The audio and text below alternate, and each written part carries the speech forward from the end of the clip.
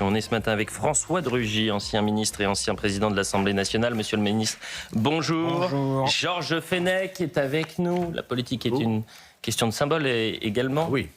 On vous a jamais appelé Monsieur Transat? J'espère que non. Je ne crois pas. Franchement, je ne crois pas. On est également avec Philippe de Gestas, ancien officier et sous-préfet. Merci d'être avec nous. Et puis on échangeait juste avant de prendre l'antenne. Et vous-même, en tant que sous-préfet, vous aviez dû, à l'époque, gérer des catastrophes naturelles, notamment des incendies. À nombreuses reprises, oui. À nombreuses reprises déjà, malheureusement. C'est un des métiers du corps préfectoral. Et bien justement, vous allez pouvoir nous en parler et raconter un peu ce que vous avez vécu au cœur du réacteur.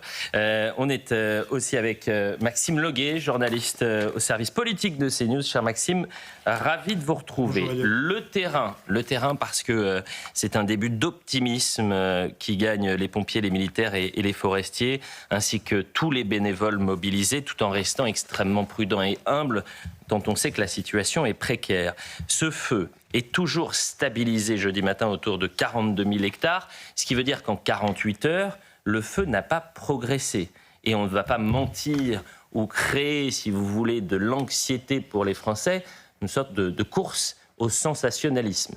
On va essayer d'être le plus clair et le plus précis possible. On envisage une météo plus favorable qui laisse espérer un retour à la normale pour les 220 000 évacués dans les prochains jours. Mais encore une fois, il faut rester très prudent. Mathilde Ibanez est avec nous. Chère Mathilde, merci d'être en direct pour Europe 1 et pour CNews. Vous êtes accompagnée d'Antoine à Sainte-Hélène.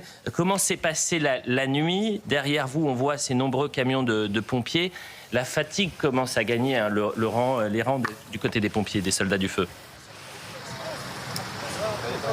Exactement, ce qu'on peut vous dire, c'est qu'à Sainte-Hélène, dans le gymnase, il y avait très peu de pompiers mobilisés. Ceux qu'on a pu croiser, espéraient pouvoir dormir quelques heures, prendre une douche avant de repartir sur le terrain. Là, nous, on se trouve à Le Porge et vous pouvez voir tout ce dispositif de pompiers. Ils viennent de partout, de Seine-et-Marne, de la Moselle, de la Charente, de la Gironde également. Ils sont venus ici pour connaître déjà leur mission de la journée. Alors, beaucoup seront sur des noillages de fumerolles. D'autres seront positionnés en alerte pour éviter que les flammes ne renaissent et qu'un incendie se propage à nouveau. Libanais, et restons sur ces images des camions de pompiers qui sont présents et qui n'attendent qu'une chose, c'est de repartir au combat. Vous savez, j'essaie toujours de trouver des séquences qui sont au plus près de ce que vivent nos sapeurs-pompiers, nos soldats du feu, nos agriculteurs. Des images bouleversantes qui sont relayées sur les réseaux sociaux et qui ensuite sont relayées des millions de fois. Et on attaque souvent les réseaux sociaux, on essaye d'expliquer qu'aujourd'hui, ça peut être un danger, surtout pour nos plus jeunes. Il faut constater aujourd'hui que grâce aux réseaux sociaux, il y a aussi une prise de conscience nationale, pour ne pas dire mondiale, de ce qui est en train de se passer chez nous. Et voyez cette séquence, parce que Mathilde, à juste titre, disait, vous avez des sapeurs-pompiers de partout en France qui viennent aujourd'hui appuyer les sapeurs-pompiers girondins. Les sapeurs-pompiers de Paris sont présents. Et ils ont diffusé une séquence, bouleversante hier. C'est un message qui leur a été adressé, un Girondin qui a laissé un message aux sapeurs-pompiers de Paris pour les remercier. Écoutez, tendez l'oreille pour les auditeurs d'Europe 1. C'est vraiment une séquence extrêmement forte. Bonjour les pompiers de Paris. Je me permets juste de vous faire ce petit message vocal pour vous dire une chose. Merci. Merci d'avoir quitté Paris pour venir renforcer ceux qui se battent déjà contre les feux de forêt dans ma région, en Gironde. On voit les flammes, les camions, mais on oublie parfois ce qu'il y a derrière. Des journées qui n'en finissent plus. La chaleur, la fumée, les visages noircis, les corps fatigués, les nuits trop courtes. Et pourtant, le lendemain, vous repartez. Ce qui m'impressionne, c'est pas seulement votre courage. C'est cette façon d'être toujours là, les uns pour les autres. Quand un département a besoin d'aide, un autre répond présent, sans hésiter. Parce qu'entre pompiers, il y a quelque chose de plus fort que la distance. Il y a une solidarité qui ne se raconte pas toujours, mais qui se voit dans chaque relève, dans chaque regard, dans chaque geste. J'ai vu aussi que cette solidarité, elle ne s'arrêtait pas seulement aux casernes. Elle est aussi dans ces agriculteurs qui remplissent vos citernes, qui prêtent leurs engins, donnent de leur temps. Chacun à sa manière aide à tenir la ligne. Dans ces moments-là, on comprend vraiment qu'un feu ne se combat jamais seul. Vous ne cherchez pas les applaudissements. Vous faites simplement ce qu'il faut ensemble. Je crois qu'on ne vous dit jamais à quel point vous êtes inspirant. Pas seulement pour ce que vous faites, mais pour la façon dont vous le faites. Avec humilité, avec professionnalisme, avec cette idée que personne ne doit rester seul face au danger. Alors voilà, je voulais simplement vous dire merci. Prenez soin de vous. Quelle belle séquence. Oui, c'est très émouvant. Quelle merveilleuse séquence, Georges Fenech. Ou peut-être qu'il faudrait se tourner aussi vers le ministre, François de Rugy, parce que là, c'est le lien que vous avez pu avoir vous-même en tant que ministre. Vous avez dû peut-être gérer ces situations de crise. Et on voit toute la solidarité des pompiers qui, aujourd'hui, malgré la fatigue, se mobilisent. Ces images, elles donnent presque la chair de poule parce que c'est à la fois la force des images et puis le propos qui est tenu. Et comme vous le disiez, finalement, ça fait du bien de voir que ce type de petits montages vidéo circulent sur les réseaux sociaux parce qu'on n'est pas dans la fake news, on n'est pas dans la polémique, on est dans un message assez fort qui touche tous les Français. Mais moi, je me souviens aussi quand il y a eu l'incendie de Notre-Dame, on l'a su qu'après, mais que des pompiers ont pris le risque de mourir dans un effondrement pour tenter de sauver Notre-Dame. Là, c'est pareil. On dit les soldats du feu. D'ailleurs, les pompiers de Paris, comme ceux de Marseille, sont des militaires, mais les autres qui sont des civils, ce sont aussi des soldats du feu. Ils mènent la guerre depuis des semaines maintenant. Et de fait, c'est une guerre de tous les instants. C'est une guerre, j'allais dire, de position et de mouvement. Vraiment, ça ne peut que forcer l'admiration et espérer surtout que, une fois que tous ces feux auront été maîtrisés, qu'ils auront été arrêtés, on n'oubliera pas. On n'oubliera pas pourquoi il y a eu des feux. Il y a quand même des gestes criminels derrière ça. Il y a de l'irresponsabilité. Il y a le réchauffement climatique, évidemment. Et puis aussi, on n'oubliera pas, je l'espère, qu'il faut augmenter les moyens pour faire face à ces crises qui vont malheureusement se répéter. Vous dites on n'oubliera pas. Pardonnez-moi, sur les dernières crises, et notamment celle de 2022, François de Rugy, toutes les caméras étaient braquées sur l'Agiron, sur la Teste de Buch, pendant tout l'été. Septembre 2022, c'était terminé, oublié. Et d'ailleurs, ce sont les sapeurs-pompiers qui l'ont rappelé cette année, en disant ne nous refaites pas le même coup. Que ce soit les politiques, les médias, ne refaites pas le même coup. Là, on est en train de vivre une situation absolument catastrophique. Et il va falloir que les Français se réveillent, mais surtout que les politiques se réveillent. Lieutenant-colonel Éric Agrigné est en direct avec nous. Vous êtes membre de la Fédération nationale des sapeurs-pompiers de France. Merci d'être avec nous, lieutenant-colonel. D'abord, donnez-nous votre état d'esprit, votre sentiment face à ces 48 dernières heures qui ont été, oserais-je dire, maîtrisées par les sapeurs-pompiers, par tous ceux qui sont mobilisés pour lutter contre ces flammes. Et ce matin, je n'ai pas envie d'être alarmiste. Ça ne veut pas dire que la guerre est gagnée, mais j'ai l'impression que les batailles se succèdent et que les batailles sont remportées par les sapeurs-pompiers. Oui, bonjour. Écoutez, oui, on voit que progressivement le travail acharné qui est mené depuis effectivement 8 jours porte progressivement ses fruits. Les images se succèdent, les reportages se succèdent et démontrent que l'ampleur du dispositif qui est mis en place et l'engagement massif dès la première heure des pompiers locaux dans un premier temps, puis ensuite toute la montée en puissance d'un point de vue zonal dans un premier temps, et puis extra-zonal pour rejoindre une mobilisation nationale porte ses fruits, tout en, je me permets de le préciser, tout en continuant sur le reste du territoire à faire face à d'autres départs de feu, parce qu'effectivement, il y a ce feu gigantesque en Gironde, mais il y en a plein d'autres qui sont traités tous les jours. On a encore vu hier de nouveaux départs de feu dans le Var, en Côte d'Or, à nouveau dans la forêt de Fontainebleau, et là aussi sur des feux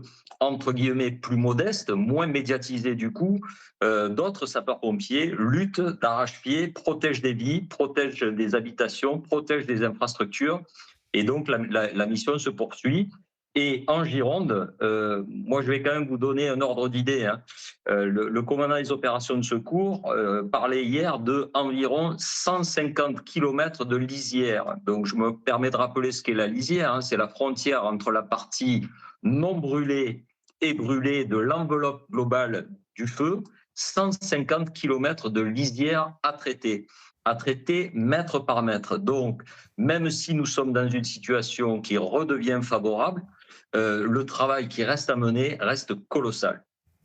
C'est effectivement très important le chiffre que vous nous apportez, lieutenant-colonel, parce que c'est là où on voit finalement l'étendue. On imagine que ça va être un travail, un combat qui va non pas durer quelques jours, mais qui va durer des semaines, pour ne pas dire des mois.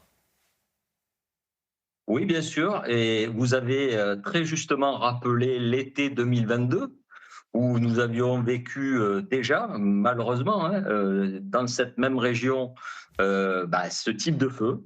Et ce type de feu a duré plusieurs semaines, de mémoire à quasiment 3 mois. 3 mois après le jour d'éclosion, le feu a été passé éteint par le commandant des opérations de secours. Donc, je me permets de rappeler cette temporalité parce qu'il y a fort à parier que malheureusement, ce travail acharné, alors dans une autre phase, parce que la phase aiguë semble être terminée, puisque Madame la préfète a commencé à autoriser une partie de la population à regagner leur domicile, ce qui démontre et qui confirme cette deuxième phase de lutte, mais le travail conséquent reste devant nous, certes beaucoup moins spectaculaire, mais avec toujours la même importance pour éviter, encore une fois, je le répète, que ce feu puisse reprendre à l'extérieur de cette enveloppe qui est désormais à peu près contenue. Lieutenant-colonel Éric Agrigné, vous êtes membre de la Fédération des sapeurs-pompiers de France. Et on voit, et on sera dans un instant par exemple, avec un lieutenant qui vient de Seine-et-Marne, du STIS Seine-et-Marne. C'est toute la France qui se mobilise aujourd'hui, pas seulement en Gironde, vous l'avez très bien rappelé, ça peut être également dans le Var. Et puis il y a cet élan de solidarité, les agriculteurs, les forestiers, les habitants de la région. Lorsque vous étiez en train de vous exprimer, on voyait ces images d'illustration avec parfois des gens, ne serait-ce qu'avec un seau, qui essayaient d'éteindre ces retours de flammes, ces reprises de flammes. Qu'est-ce que vous inspire cet élan-là de solidarité que nous, finalement, depuis Paris, on redécouvre, en tous les cas, on découvre? Écoutez, la solidarité, elle est souvent... en fait, ce qui se passe à une échelle très importante et je dirais à l'échelle de ce feu inédit, on la rencontre très souvent sur des situations beaucoup plus modestes à l'échelle d'un petit feu, du feu qui touche la proximité d'un village et peu importe l'endroit où ça se trouve en France. Il y a culturellement un lien très fort entre les sapeurs-pompiers de France, la population, toutes les institutions. Il y a une entraide immédiate qui se met systématiquement en place dès lors que une région, un village, un département est touché par une catastrophe. C'est, je crois, quand même l'ADN de notre pays. Alors évidemment, ça fait chaud au cœur. Évidemment, ça renforce la détermination des sapeurs-pompiers. Vous savez, toutes ces relèves qui s'organisent sur l'ensemble du pays, lorsque un véhicule, une colonne, un groupe part d'un département pour rejoindre notre département, pour aller aider les collègues qui doivent lutter contre un incendie, dès que cet engagement se fait, dans les casernes, déjà on prépare la relève, c'est-à-dire qu'on sollicite les autres collègues pour déjà se préparer 24 heures, 48 heures, 72 heures après à aller relever ceux qui sont partis. C'est une mécanique qui est bien huilée, qui fonctionne et on voit d'ailleurs que cette organisation, malgré la sollicitation très forte depuis le début du mois de juin, il ne faut pas oublier ça, ça fait 2 mois que les sapeurs-pompiers sont sur tous les fronts. Ce système-là, grâce à l'engagement des sapeurs-pompiers professionnels, des pompiers volontaires, grâce à l'entraide entre les départements, grâce à cette solidarité nationale de toutes les strates de la société, eh bien, on arrive à faire face tous ensemble, collectivement, et ça fait plaisir. Lieutenant-colonel Éric Cagrinier, merci d'avoir réagi en direct, membre de la Fédération nationale des sapeurs-pompiers de France. On va aller rejoindre un autre lieutenant, un sapeur-pompier qui est sur le terrain, je vous le disais, lieutenant Olivier Grignot. Merci d'être avec nous, vous êtes membre du SDIS Seine-et-Marne, et merci de réagir en direct. La première question qui me vient, c'est comment allez-vous? Comment vont vos collègues, vos frères d'armes? Racontez-nous les dernières heures que vous avez passées. Bah écoutez, ça va. Effectivement, les corps sont un peu usés, mais vous savez, comme le disait mon collègue précédemment, on a tous à cœur de venir aider la population, nos collègues girondins, et la force du collectif fait la différence et on espère effectivement être vainqueur à la fin. Vous savez combien de temps vous allez devoir rester sur place, et je vois que vous êtes membre du SDIS Seine-et-Marne. Peut-être que vous étiez déjà mobilisé pour l'incendie de Fontainebleau? Oui, effectivement, on a effectivement été engagé pendant plusieurs jours sur Fontainebleau et ensuite une partie de mes collègues et moi-même sommes arrivés ici dès la semaine dernière. Donc ça fait 7 jours que nous sommes sur la Gironde et on devrait être désengagés dans les jours qui viennent. Pouvez nous résumer cette semaine de bataille contre les flammes? Est-ce que d'expérience, c'est peut-être l'incendie le plus virulent auquel vous avez été confronté? Oui, vous savez, tous les experts en parlent. On est bien face à une situation exceptionnelle. 42 000 hectares qui partent en fumée. Vous comprenez bien que c'est un drame économique, écologique et autres. Et même pour notre corporation, ça reste le plus gros feu des dernières décennies. Donc oui, il a fallu aider comme on pouvait nos collègues en venant prêter main forte. Lieutenant Olivier Grignot, et on parle beaucoup de la solidarité, je le disais tout à l'heure.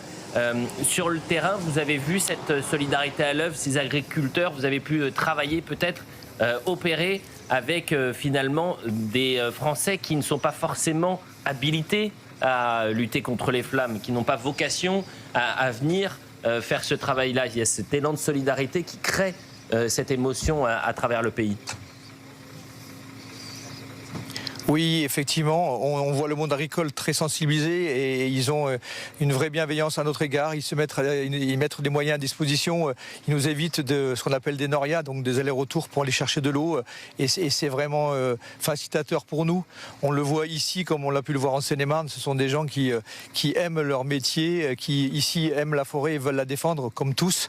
Donc oui, ils sont vraiment des partenaires avec les bénévoles très, très riches à avoir à nos côtés. Merci lieutenant Olivier Grignot. Je ne veux pas vous déranger plus que ça parce que j'imagine que là vous allez, après une courte pause, repartir sur le front et saluer toutes vos équipes et oui. Ce serait un plaisir puisque vous êtes de Seine-et-Marne, vous n'êtes pas très loin des studios de CNews et d'Europe 1. Vous serez le bienvenu pour venir quand vous aurez un petit moment et si vous le souhaitez, venir nous raconter justement cette lutte acharnée contre les flammes sur le plateau. Vous êtes vraiment le bienvenu et je vous remercie d'avoir pris le temps de répondre à nos questions. Je vous en prie, avec plaisir. Un peu de repos et on viendra vous voir. Eh ben merci, tant mieux. On a hâte de vous retrouver sur le plateau de CNews et d'Europe 1. Et là aussi, très important ce qu'on entend, c'est-à-dire cette motivation de tout un corps, qui est le corps des sapeurs-pompiers, en sachant que c'est une année particulièrement meurtrière, on l'a dit à malheureusement plusieurs reprises, mais on a 4 soldats du feu qui, depuis cette saison des incendies qui a commencé très tôt cette année, 4 soldats du feu ont péri. Philippe de Gestas, je rappelle que vous êtes ancien officier et sous-préfet. Oui, en fait, ce qui est intéressant, notamment, c'est de comprendre que le combat ne se mène pas seul. D'ailleurs, c'était un des messages que j'ai retenu dans le témoignage qu'on a entendu tout à l'heure. Et donc, c'est le corps entier, le corps national des sapeurs-pompiers qui est mobilisé, et pas uniquement les pompiers locaux, mais au-delà des sapeurs-pompiers, n'oublions pas que sont mobilisés des gendarmes, des policiers, la sécurité civile, la protection civile, les hôpitaux locaux, les services de la préfecture pour la coordination. Et en première ligne également, n'oublions pas les maires, qui sont les premiers responsables de la sécurité de leur commune. Et à ça s'ajoute, et ça qui est beau, c'est effectivement la contribution solidaire, bénévole, des habitants et des agriculteurs, mais pas uniquement, on l'a vu.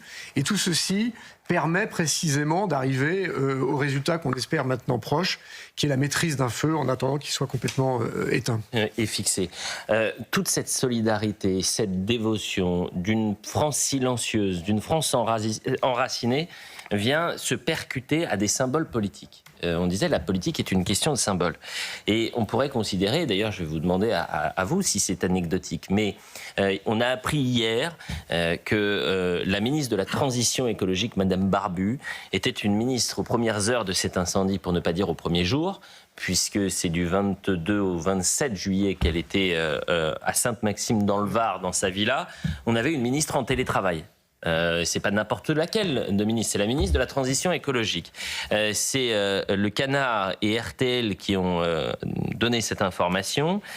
Ça lui a donné visiblement un surnom au sein même du gouvernement, du moins des conseillers près du gouvernement. C'est plus Madame Barbu, c'est Madame Transat. Et je vais vous proposer d'entendre d'abord la réaction d'un sapeur-pompier qu'on a eu hier sur Madame Barbu, qui donc les premiers jours était en télétravail plutôt qu'au cœur du réacteur, c'est-à-dire de voir qu'il y a cet incendie. Elle prend le premier avion, le premier train, que sais-je, elle fonce à Paris. Elle est en réunion de crise. Non, elle est en télétravail. Télétravail à 800 km de la place Beauvau, puisque les premières réunions interministérielles, c'était au ministère de l'Intérieur. Je vous propose d'écouter donc le témoignage du sapeur-pompier qu'on avait hier et qui a réagi à cette information, anecdotique ou symptomatique, c'est la question que je vais vous poser. On n'est pas surpris quand on voit les propos de notre président lors de sa venue en Gironde. Une ministre qui reste dans le Var et puis qui n'ose même pas se déplacer, voir nos collègues qui sont sur le feu dans le Var à Pont-Évès, qui passent aussi, qui ont risqué leur vie également. Et donc voilà, moi je trouve que c'est misérable. C'est miséreux de voir ces ministres qui n'ont aucun respect pour nous et je rejoindrai les propos du maire de Biganos. Il faut qu'ils viennent, il faut qu'ils arrêtent d'être parisiens et qu'ils viennent nous voir justement sur le terrain et voir comment on lutte 24 heures sur 24 sur des feux de grande ampleur. C'est miséreux qu'ils viennent nous voir. Je ne suis pas sûr que ce soit dans le calendrier de Madame Barbu de venir. Et j'imagine pas l'accueil qu'elle pourrait recevoir. Oui. Maxime Leguet, déjà, hier vous étiez avec nous, vous nous confirmiez peu ou prou les informations du Canard et d'RTL. Est-ce que vous avez pu échanger, par exemple, avec hier soir ou ce matin, avec des membres du gouvernement qui n'ont pas forcément bien vécu cette séquence ? Du côté de Matignon, en tout cas, on a fait savoir, demander à Madame Barbu de faire un peu profil bas, parce qu'il faut un tout petit peu remonter le fil de cette séquence. On est le 22 juillet. Madame Barbu propose sa vraie fausse démission, qui est refusée par le président de la République, digne d'un vaudeville. Et puis, il faut redire quels étaient les motifs de son maintien au gouvernement, parce que ça prend tout son sens. Elle a accepté de rester pour faire face à l'urgence des conséquences liées au dérèglement climatique. Qu'est-ce qui se passe ? On a ces incendies, ces méga-feux historiques, et elle est à distance. Elle suit depuis sa résidence secondaire en télétravail. Vous demandiez si c'était anecdotique ou symptomatique. Je crois qu'au contraire, c'est très révélateur.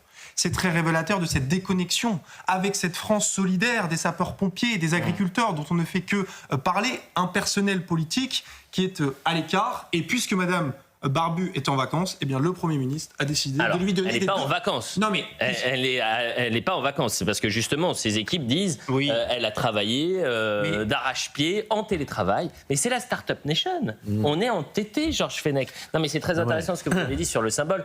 Elle dit qu'elle reste parce qu'elle est pleinement mobilisée pour lutter contre le changement climatique et apporter des nouvelles mesures.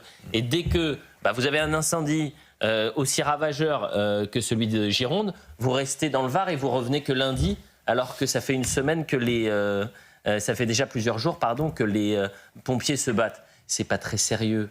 Mais on est au-delà du symbole. Vous avez raison d'insister sur les symboles. Mais là, on est au-delà. Il s'agit de l'efficacité et de la conscience politique d'un membre important du gouvernement, surtout en ce moment. Mais Madame Barbu, que je sache précisément, appartient à une équipe gouvernementale. Il y a un Premier ministre. Et comment laisse-t-on faire une telle... Ce qui apparaît comme une désinvolture quelque part, Ça, c'est la question que je me pose. Surtout dans une situation dramatique. Dramatique, entendons-nous. On a 4 pompiers qui sont décédés, mais nous avons 0 victime dans la population. C'est ça, il faut vraiment souligner ce travail exceptionnel des sapeurs-pompiers. Donc, Madame Barbu, qui déjà avait des difficultés à rentrer dans l'hémicycle, paraît-il, elle a envoyé son adjoint, enfin son ministre délégué. Mathieu Lefebvre, qui pour le coup est lui un vrai politique, c'est-à-dire qu'il va au front, il va en matinale, en interview. C'est ça. Ils ont bien conscience qu'on avait... Non mais vous avez mis à la tête de ce ministère une femme très compétente, mais idéologue, qui s'occupe beaucoup plus du changement climatique que des personnes, si vous voulez, des humains. C'est très intéressant d'ailleurs de voir sa première déclaration, sa sortie au moment de la climatisation. On va la réécouter juste après la pub. Sa sortie sur la clim, elle s'inquiète de tout. Elle s'inquiète des forêts. Visiblement, elle s'en inquiète que pour parler de la climatisation, parce que quand les forêts brûlent, elle n'est pas en Gironde. Elle s'inquiète de tout, sauf des humains. C'est très particulier dans la hiérarchie qu'elle va faire. Et déjà, lors de cette première sortie, elle aurait pu être écartée de ce gouvernement, puisqu'au moment où elle hurlait contre la climatisation, le gouvernement investissait massivement pour qu'il y ait 30 000 climatiseurs qui puissent être commandés pour les établissements publics. Donc mais elle est soutenue par Emmanuel Macron. Voilà, c'était le souhait. Elle est soutenue par Emmanuel Macron. C'est même le président. Et résultat, vous avez une ministre qui est dans le Var. Faites ce que je dis, mais pas ce que je fais. Dans sa villa dans le Var, en télétravail. J'espère qu'elle n'a pas la clim dans sa villa, parce que là, ça va être le scandale absolu après ce qu'elle a dit sur la clim. Mais mieux vaut en sourire plutôt qu'en pleurer. On revient dans un instant. L'heure des